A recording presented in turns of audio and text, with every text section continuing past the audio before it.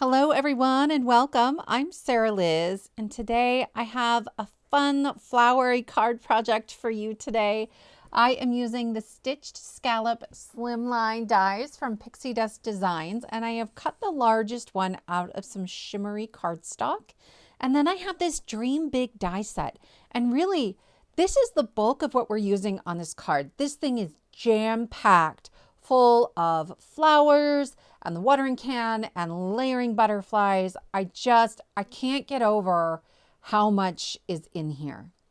That scallop piece is a standard slimline size and I wanted a little bit of a border around it. So I actually cut this to 8 3/4 by 3 3/4. I'm going to begin by assembling the watering can, and I am showing you all of the pieces even though I went tone on tone for most of this. So there's a separate piece for the spout and the handle. I'm going to show you a bonus card at the end that one of my design team members made that uses different colors on the watering can and is also maybe the coolest thing I have seen in card making in a really, really long time. I can't wait to show it to you. Okay, so I cut the top of the watering can, the piece on the bottom, and then the little spout where the water comes out of some matte silver cardstock, and I am just layering those on as well. These come together really, really easily. Sandra, who designs them, does a phenomenal job of making sure that everything is super user-friendly. And even if you aren't big into layering dies, you can do this quickly, okay? So here's my watering can, and I love how you get just that little bit of extra dimension, even if you're going tone on tone. Next, I'm gonna add in this little ferny, grassy piece in here. It's so brilliant. It fits perfectly. Like, I don't have to figure out where the leaves go. It just like sets right into the watering can. And then there are 2 daisies and a tulip that come in this set. This daisy is my favorite, I think, of the 3 because it's sort of like floppy looking. I don't know, you get this side view instead of straight on that I think is so, so cute. I was just pointing out where I aligned the center top of my flower to the backer piece and that the petals go kind of every other, right? It's super quick and easy to put together. And then this has 2 layers as well. And it's not exactly symmetrical, right? It's not like every petal is exactly the same distance, which I like. I think it looks a little more natural this way. So I did spin it slightly just to find where I thought it looked good. To put the tulip together, there are 2 petals that layer on top of that back piece, but at the top and along the sides, they align perfectly. So there's no guessing or fiddling in there as well. So I'm going to add my watering can straight onto my card, and I'm just going to build my flowers up on the card base. That way I'm not trying to like move everything later on, and I can adhere those flowers straight onto the card. So I'm going to put that kind of towards the bottom. You know, I thought about, there's another slimline set that is called the Clouds and Grass Slimline. I thought about bringing that one in, and let me know if you think I should have. You can add like a slimline strip of grass to the bottom of this and maybe some glitter clouds to the top.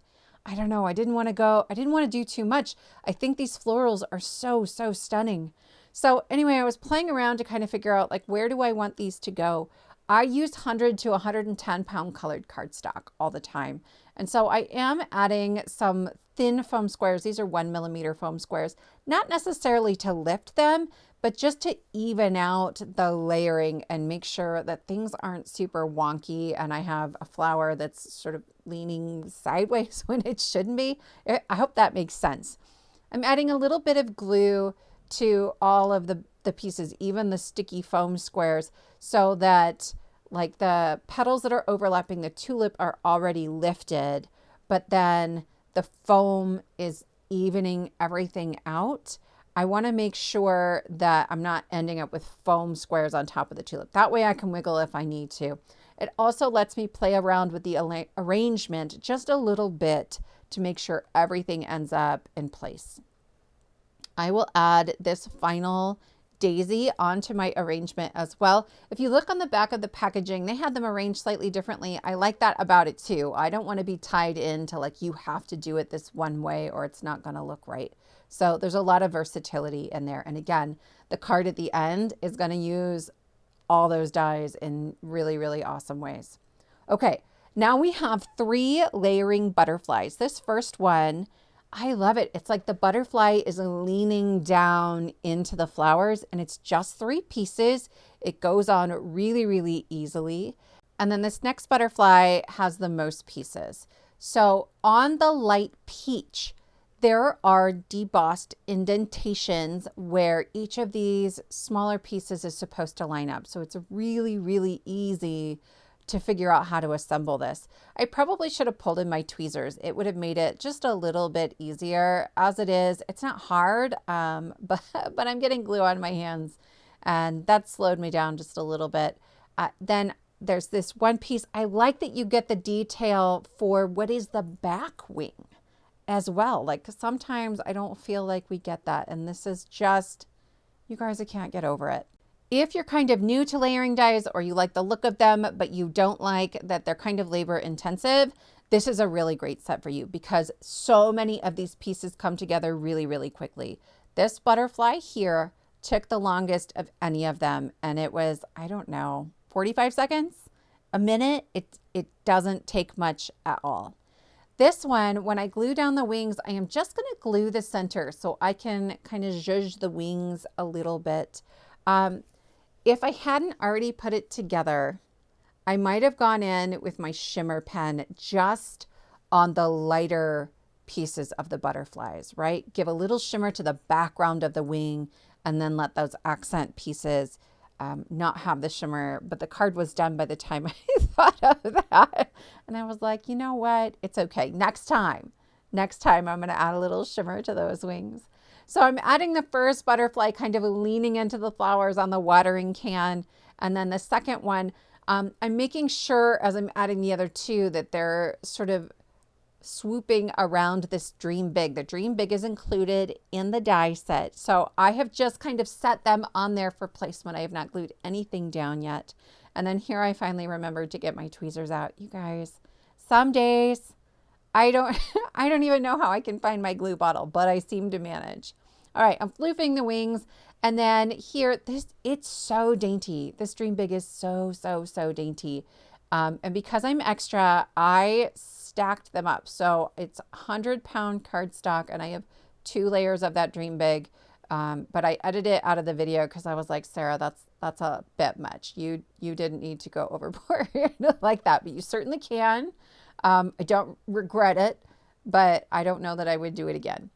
So I'm adding just tiny little dots of glue. And because this is such a thin scripty font, I'm tapping it off on the back of my hand so that the glue isn't gonna ooze out from underneath. It does dry clear, but I'm picky. And if I pick it up and look real close, I can tell. The only person in the world I can tell. And so it's an option. Because I wanted some sparkle and forgot to try the shimmer pen, I have added a boatload of just some iridescent gems all over this card. I've just added some teeny tiny ones and then like 1 step up from the teeny tiny ones. And that will finish off this card for today. This was super quick and easy, but I cannot wait to show you this other card from our design team. This is from Melissa, who does absolutely incredible work. She took that watering can, and then this is our mug add-on, where she turned it into a box to give herself room to create this absolute explosion of florals. Most of what's in there are the daisies and the tulip from the original die set. But then there's also a larger tulip in the background that is a standalone die that can be purchased separately. And this absolutely stunning lily as well. I cannot get over what she has done. I'm linking to all of her social media. She's an absolutely incredible card designer. Please, please check her out. If you like this card project, please give it a thumbs up and consider subscribing. Thank you for spending this time with me. and I will see you next time.